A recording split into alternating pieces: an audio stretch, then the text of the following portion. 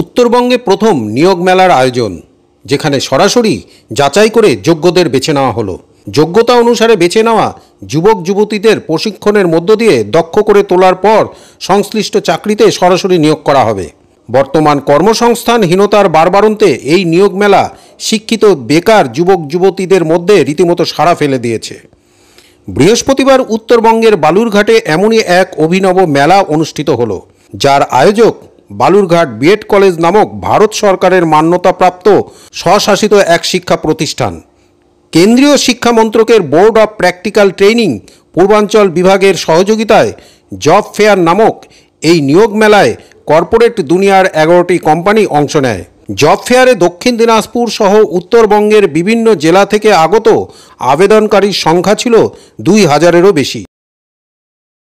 মূলত গ্র্যাজুয়েট এবং ডিপ্লোমা করা যুবক যুবতীরা যোগ্যতা অনুসারে এই নিয়োগ মেলায় আবেদন করেন। এখানে একটা ইন্টারভিউর জন্য এসেছি জব ফেয়ারের সময়। এখানে এসে নতুন নতুন জিনিস জানতে পারছি, মানে সরাসরি ভাবে ইন্টারভিউর মাধ্যমে, যেটা এখানে সহজে হয় না, আমাদের সুযোগ করে দিচ্ছে আমাদের পেয়েছে।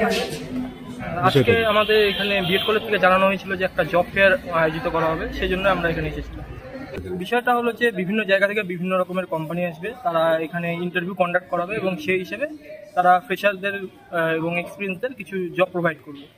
এটা বিভিন্ন ধরনের জব রয়েছে, যেমন এখানে জেব্রনিক্স একটা কোম্পানি রয়েছে, তারা ম্যানুফ্যাকচারিংয়ের দিক থেকে নিচ্ছে, এবং বিভিন্ন বিপিও টাইপের জব রয়েছে এরকম।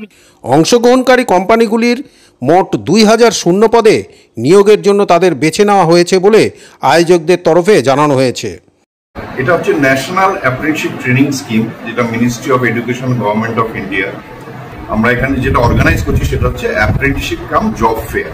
এটা হচ্ছে যারা গ্র্যাজুয়েট, লাস্ট 5 বছরের মধ্যে যারা গ্র্যাজুয়েশন কমপ্লিট করেছে এবং যারা ডিপ্লোমা ইঞ্জিনিয়ারিং এ ডিপ্লোমা পাশ করেছে, তারা এই সুযোগটা নিতে পারে।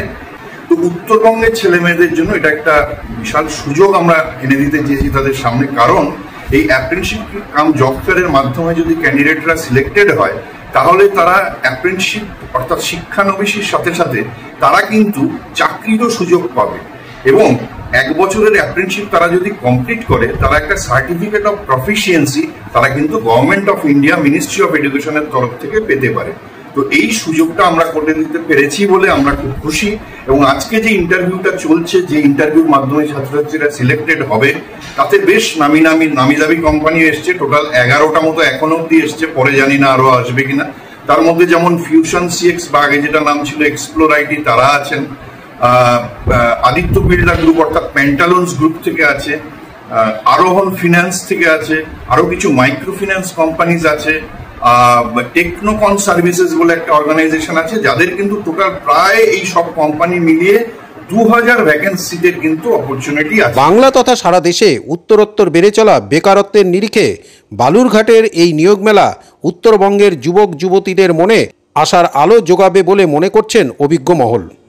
উত্তরবঙ্গবাসী হিসেবে আজকে আমাদের আনন্দের বিষয়, জব ফেয়ারে আয়োজন করা হয়েছে। এখানে ইতিমধ্যে 11টি কোম্পানি এসছে এবং 2000 ভ্যাকান্সি এখানে বেকার ছেলেদের জন্য নিশ্চিত করা হয়েছে। এখান থেকে নিয়োগ হবে এবং সেই প্রশিক্ষণ নেবার পর তাদের পার্মানেন্ট চাকরিতে বিভিন্ন কোম্পানি নেবে। এই সুযোগ উত্তরবঙ্গের বাসীর কাছে, উত্তরবঙ্গের বেকার ছেলেদের কাছে এই প্রথম। আমরা আনন্দিত। বালুরঘাটে আজকে কি 2000 ছেলে প্রতি বছর এরকম করে নিয়োগ হয়, তাহলে কিন্তু বেকার সমস্যার একটা সরা হওয়ার পথে এগিয়ে যাবে।